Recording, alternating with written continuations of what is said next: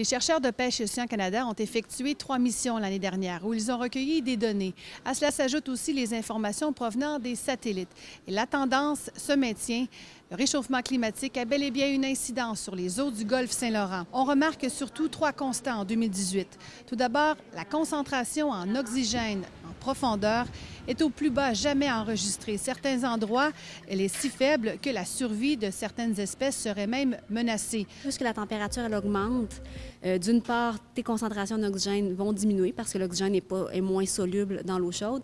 Et en plus, le métabolisme des organismes, lui, va augmenter. Donc, ils ont besoin d'encore plus d'oxygène. Les teneurs en oxygène qui sont rencontrées au niveau, entre autres, de l'estuaire, ça va déjà affecter la distribution de certaines espèces. On parlait, entre autres, je donnais l'exemple de la morue qui est très, très sensible à ces teneurs-là.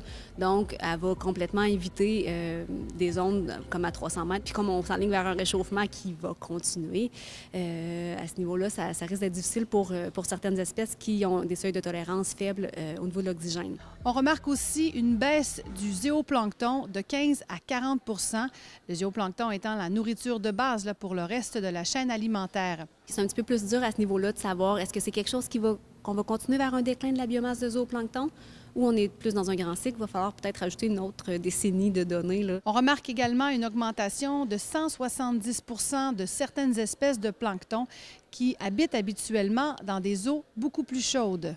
Il y a un effet de la température sur l'arrivée, la modification, en fait, de notre communauté de zooplancton. Toutes ces données confirment que le réchauffement climatique a bel et bien une incidence jusque chez nous, dans les profondeurs du fleuve Saint-Laurent. Katia Laflamme, TVA Nouvelles, Montjoly.